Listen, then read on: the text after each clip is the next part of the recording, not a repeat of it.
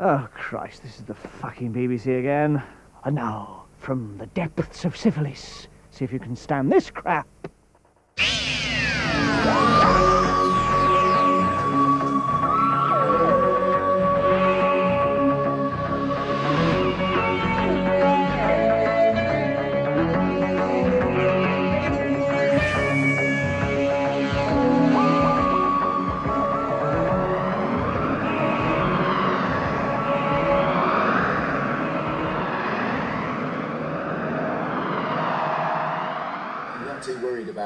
Post-production and editing things down, then you can actually get stuff out there really quickly, and that's a really good benefit of podcasting. I know the Radio Free Skaro guys, much to my chagrin, yesterday actually recorded a podcast in the bar here, and I didn't quite realise they were doing that when I was over there.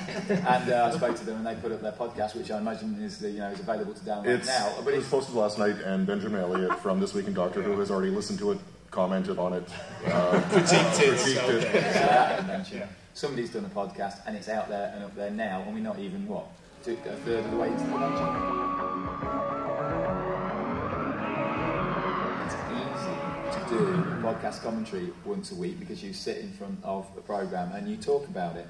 I think lack of topics probably drove us to fan commentary. Yeah. But no, our desire to do a show a week is, it's a slow news week, what do we do? Unfortunately, we got Talons of Wing Giant Aliens, which is the toughest episode of all to do, because we're sitting there watching it. This is awesome. This is awesome. This is awesome. Yeah. We had 3 minutes with the rat, and that was basically the best bit we could find. Leela is being menaced by both transparent underwear and a giant rat, and now has to trust the aim of the Doctor and his giant elephant gun. His blunderbuss. Blunderbuss. My blunderbuss is all powerful. And our favorite one to date, I think, was the Monster of Peladon when we got that. We just ripped into it. We cut it to pieces. This looks like a gay bathhouse. Quite honestly, look at this guy. You ever seen a grown man naked, Billy? Oh, here we go. Thank God Alpha Centauri and is on the scene. Speaking of phallic creatures. Yeah. Stuart fell. Yeah, here's John Pertwee phoning it in by this point. Oh, totally, yes. I think he's pretty much given his 2 weeks notice. No, Ice Warrior. Oh, there we go. Oh, wicked, awesome. He's just coming out to get some pizza.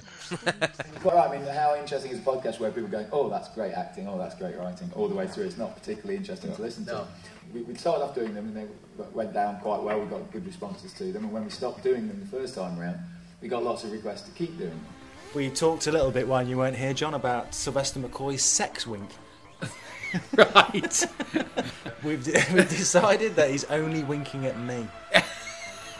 But we weren't happy with the quality of it because, in a way, we start to bore ourselves with the easy targetness of it. That's a bit sad, this, isn't it?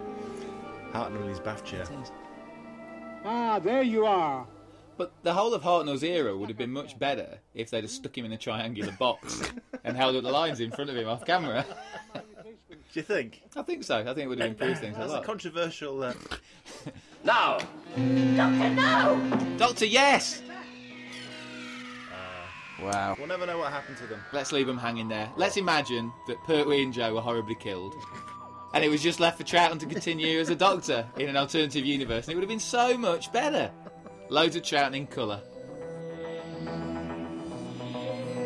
We would love to do next year like a Radio Row thing here. The way you do at a media junket for a movie or a television show, where we have our table set up outside and make it easy that we'll attract a guest coming. They come sit with you for a minute, they come sit with us for a minute, do something that would like make that. sense, And then also the visibility of it all would be like, wow, what's going on here? What's this thing with podcasting? Look, there's 1, 2, 3, maybe 4, 5, depending on who comes next year. And that adds the strength to, and then legitimizes what we're doing. The thing about podcasting, which is quite odd, is you generally don't get much feedback. You can put out something that takes hours to do, sometimes days to do, and then there's just a silence. And coming to something like this convention is great because you actually meet people who go, yes, I know, I listen to your podcast, and that's a great thing. When you have an audience loyalty, if you put out something good, they'll find you.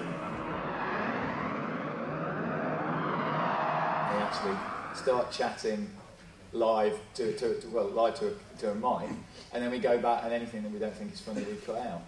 If we're obsessed with anything, it's about keeping it as short as possible. Post-production is just where we do an audio podcast. So it's a audio editing software.